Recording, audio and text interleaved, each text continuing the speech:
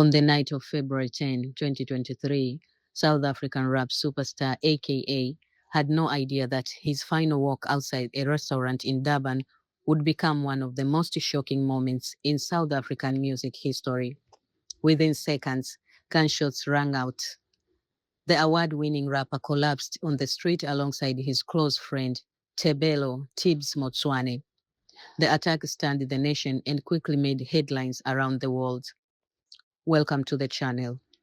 Today, we are looking at the final known moments of AKA's life, what investigators believe happened that night, and how the murder investigation eventually led to multiple arrests.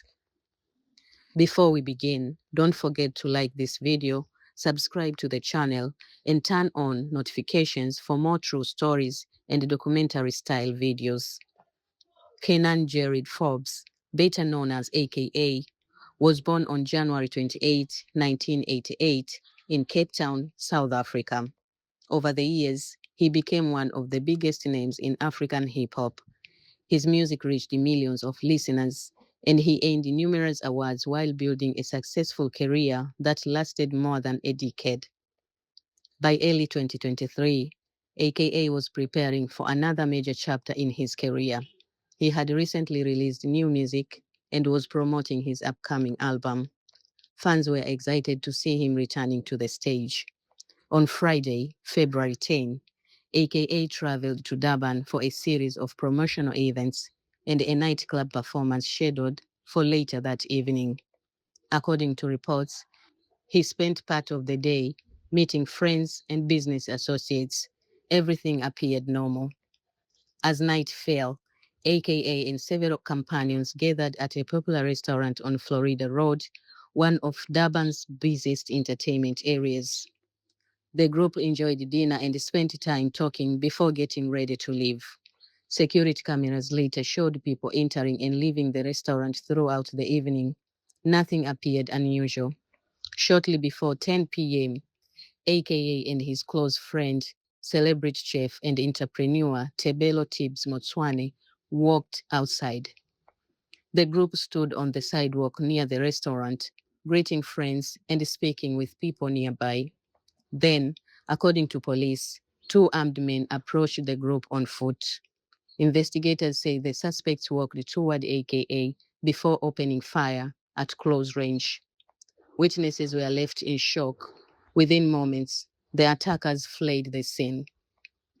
AKA suffered fatal gunshot wounds. Tibbs was also shot and killed. Emergency responders arrived, but both men were declared dead. The entertainment district quickly filed with police officers, investigators, and stand onlookers. News of the shooting spread across social media within minutes. Fans around the world struggled to believe what had happened. Many musicians, actors, politicians, and sports stars paid tribute to AKA, remembering him as one of South Africa's most influential artists. His family later released a heartbreaking statement confirming his death and thanking the public for the overwhelming support they received during an incredible painful time. As investigators began examining the crime scene, an important question emerged. Was this a random act of violence? Police soon indicated that they believed the attack had been carefully planned rather than spontaneous. Investigators reviewed security camera footage from businesses along Florida Road. They also examined cell phone records and interviewed numerous witnesses. According to police, the evidence suggested that several people may have played different roles before and during the attack. Authorities later alleged that some suspects monitored AKA's movements throughout the day, while others allegedly carried out the shooting itself. Police have subscribed the killing as a coordinated operation involving multiple individuals. Investigators continued collecting evidence for months as they worked to identify everyone involved. Nearly a year after the murders, South African police announced a major breakthrough. Several suspects were arrested in connection with the killings of AKA and Tibbs. Police alleged that different members of the group had different responsibilities, including planning, surveillance, logistics, and carrying out the shooting.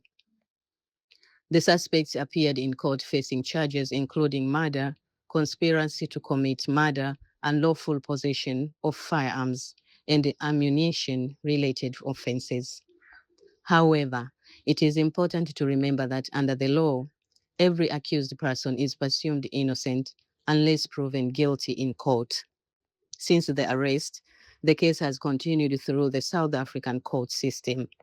Some court appearances have been postponed while legal procedures continue, and the prosecutors continue presenting evidence as the judicial process moves forward. The investigation remains one of the most closely followed criminal cases in South Africa. For AKA's family, however, no court ruling can erase the pain of losing a son, a father, and a brother. For Tibbs' family, the loss has been equally devastating. Many fans continue to remember Tibbs not only as AKA's friend, but also as a respected entrepreneur who built his own successful career. Today, AKA's music continues to reach millions of listeners across Africa and beyond. His songs remain popular on streaming platforms, and many fans see his work as part of South Africa's modern musical history. His death also renewed conversation about violent crime, public safety, and the risk faced by public figures in South Africa. More than 2 years after that tragic night, people still ask the same question: why did it happen? That answer will ultimately depend on what the courts determine after all the evidence has been presented. Until then, the murder of AKA remains one of the country's most significant criminal investigations and one of the most heartbreaking losses in African music. Thank you for watching. If you found this documentary informative, please leave a like, subscribe to the channel, and share your thoughts respectfully in the comments below. We'll continue bringing you factual documentaries based on credible reporting from around the world. Thanks for watching, and we'll see you in next video. Thanks for watching, and we'll see you in the next video.